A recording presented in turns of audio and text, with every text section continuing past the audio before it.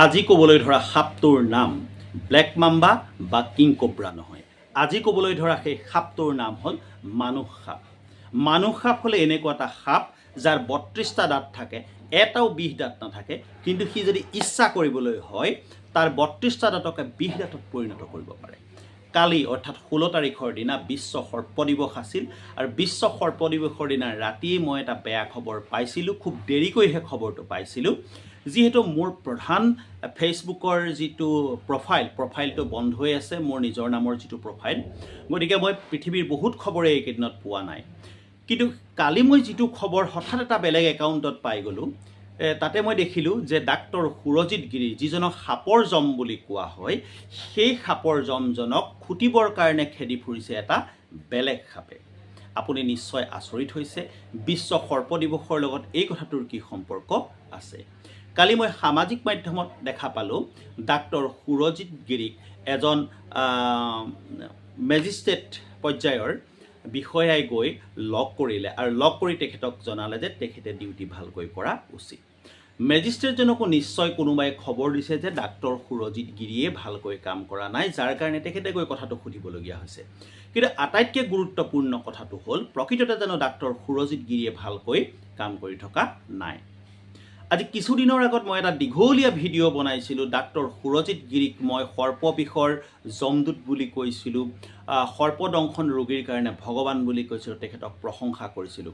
এইকাৰণেই প্ৰশংসা কৰিছিলোঁ যে অসমৰ সৰ্পদংশনৰ যিসকল ৰোগী, তেখেতসকলক ডাক্তৰ সুৰজিৎ গিৰিয়ে কেৱল চিকিৎসা কৰাই নহয়, তেখেতে এক শ্ৰেণীৰ সৰ্পবন্ধুৰ সৃষ্টি কৰিছে, যি সাপ উদ্ধাৰ কৰি নিৰাপদ জেগাত মুকলি কৰি দিছে।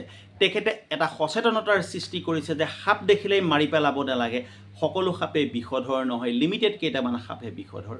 তেখেতে এটা কথা প্ৰচাৰ কৰি আহিছে যে সাপো মানুহৰ নিচিনাই এটা জীৱ, সিও নিজৰ আহাৰৰ সন্ধানত বিভিন্ন জেগাত ঘূৰি ফুৰে। সাপৰ বাবে মানুহ কোনো কাৰণতে খাদ্য নহয় বা কোনো জীৱ জন্তুৰ তেজ সাপৰ খাদ্য নহয়। এই কথাবিলাক গোটেই বুজাই দিয়া মানুহজন হ'ল ডাক্তৰ সুৰজিৎ গিৰি। আনকি মই এই কথাও ক'ম যে দেখিলেই খেদি খেদি যি সাপ আমি সৰুকালত মাৰিছিলোঁ, সেই চৰিত্ৰটো মোৰ ব্যক্তিগতভাৱে সেই চৰিত্ৰটো নাইকিয়া কৰি দিয়া মানুহজনো হ'ল এই ডাক্তৰ সুৰজিৎ গিৰি। অৰ্থাৎ মোৰ যি পাপৰ প্ৰায়শ্চিত্ত মই আজি কৰি আছোঁ, সেই প্ৰায়শ্চিত্ত দূৰ কৰাৰ মূলতে হ'ল ডাক্তৰ সুৰজিৎ গিৰি। ইমানবোৰ কথা কিয় কৈছোঁ? ইমানবোৰ কথা এই কাৰণেই কৈছোঁ যে ডাক্তৰ সুৰজিৎ গিৰিয়ে হাজাৰ হাজাৰ দুখীয়া ৰোগীক সৰ্পদংশনৰ পৰা মুক্ত কৰিছে, সৰ্পদংশনৰ চিকিৎসা কৰি তেওঁলোকৰ জীৱন বচাইছে। এনেকুৱা মানুহো আছে যিসকলক ডাক্তৰ সুৰজিৎ গিৰিয়ে খোৱাৰ ব্যৱস্থাটোও কৰি দিছে। চিকিৎসাধীন সময়ত তেওঁলোকৰ হাতত খাবৰ কাৰণে প্ৰয়োজনীয় পইচাকেইটাও নাই।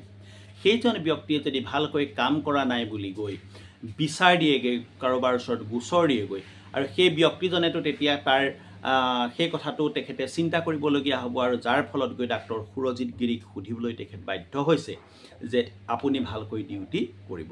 অৰ্থাৎ সমাজত এনেকুৱা কিছুমান সাপৰ নিচিনা দাঁত থকা মানুহ আছে, যিবিলাকে ভাল কাম কৰা মানুহবিলাকক সদায় হিংসা কৰিবলৈ আৰম্ভ কৰে। শুনামতে ডাক্তৰ সুৰজিৎ গিৰিক যেতিয়া সেই বিষয়াজনে কৈফিয়ত লৈছিল অকলশৰীয়াকৈ নি, সেই সময়ত তাতে সেই চিকিৎসালয়খনৰ আৰু কৰ্মচাৰীও উপস্থিত আছিল, কিন্তু তেওঁলোকে কোনেও গৈ কোৱাগৈ নাই যে এখেতে ডিউটিত নেগলিজেঞ্চ কৰা নাই। কাৰণ ডাক্তৰ সুৰজিৎ গিৰিয়ে ডিউটিত নেগলিজেঞ্চ কৰিছে নে নাই কৰা, আপোনালোকে 2 মিনিটত তাৰ প্ৰমাণ চাব পাৰে।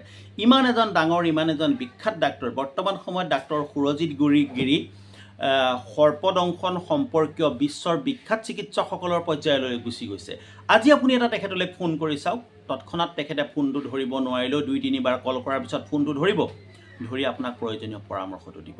খন্তেক সময়ৰ আগত মই তেখেতৰ সৈতে কথা বতৰা পাতিলোঁ। তেখেতক মই ক'লোঁ যে ছাৰ, মই এনেকুৱা এটা খবৰ আপোনাৰ পালোঁ যে আপোনাৰ বিপৰীতে কোনোবাই গৈ গোচৰ দিছেগৈ যে আপুনি ভালকৈ কাম কৰা নাই বুলি। এই কথাখিনি সঁচা নেকি, আৰু যাৰ কাৰণে আপুনি চাকৰি এৰিবৰ কাৰণে কাগজ যিটো পুট আপ কৰিব লাগে কৰিছে নেকি? তেখেতে তেতিয়া কথাখিনিৰ সত্যতাৰ কথা মোক ক'লে যে কথাখিনি সঁচা, কিন্তু তেখেতে শেহতীয়াকৈ সেই সিদ্ধান্ত বদলি কৰিছে। তাৰ কাৰণ হ'ল ৰাইজৰ প্ৰেছাৰ। এতিয়া এটা কথা হ'ল, যিজন গোচৰীয়াই গোচৰ দিছিল তেওঁতো ন'হুৱেৰ হৈ গ'ল।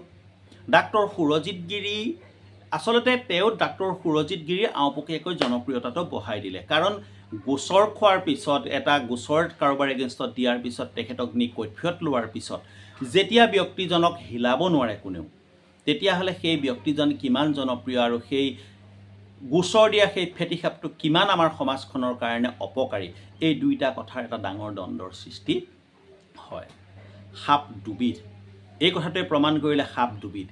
এবিধ হ'ল সৰীসৃপ সাপ, এবিধ হ'ল দুটা ঠেং বা দুটা ভৰি আৰু দুখন হাত থকা সাপ। এই সাপবোৰৰ পৰা আমি সাৱধান হৈ থাকিব লাগে। ডাক্তৰ সুৰজিৎ গিৰিক মই এটা ব্যক্তিগতভাৱে অনুৰোধ জনাইছোঁ, ডাক্তৰ সুৰজিৎ গিৰি, আপুনি নিজেই এক জীৱন্ত কিংবদন্তীত পৰিণত হ'ল। আপোনাৰ ওপৰত কোনোবাই গোচৰ দিয়ে, কিবা কৰে, কিবা নকৰে, এইবিলাক আপুনি একেবাৰেই চিন্তা নকৰিব। ডিমৰ মানুহৰ মুখে মুখে আপোনাৰ কথা, ডিমৰ প্ৰত্যেকজন মানুহে আবাল বৃদ্ধ বনিতা সকলোৱে আপোনাক চিনি পায়। আমাৰ নিচিনা মানুহে আপোনাক চিনি পাওঁ, আমাৰ নিচিনা সাধাৰণ মানুহবোৰে আপোনাক চিনি পাওঁ। আপোনাক কি লাগিছে জীৱনত? গতিকে আপুনি আকৌ আগৰ দৰে কৰ্তব্য কৰি থাকক। এনেকুৱা কথাবিলাক হয়, আপুনি নাভাবিব এইবাৰে শেষ বুলি, ভৱিষ্যতে আপোনাৰ আকৌ এনেকুৱা হ'ব। এতিয়া আপুনি অন্ততঃ আগতকৈ বেছি বিখ্যাত এজন মানুহ হৈ পৰিল, কাৰণ সকলোৱে গম পাই গৈছে যে ডাক্তৰ সুৰজিৎ গিৰিৰ নিচিনা এজন ডাক্তৰ আছে, যি চাকৰি ৰিজাইন দিবলৈ হ'লে ৰাইজে আকৌ মাতি আনি চকীত বহুৱাই দিয়ে। থেংক ইউ ভেৰি মাছ। আজি ভিডিঅ'টো অকণমান বেলেগকৈ কৰিছোঁ, অকণমান লাষ্টত হাঁহিছোঁ, মানে হাঁহিছোঁ এইকাৰণে ডাক্তৰ সুৰজিৎ গিৰিৰ এগেইনষ্টতো এনেকুৱাকৈ গোচৰ দিয়া মানুহ দুনিয়াত ওলাইছে, পৃথিৱীখন এনেকুৱা হৈ গৈ আছে। Thank you very much. Please stay connected, keep ৱাচিং my videos and don't forget to follow', share and comment.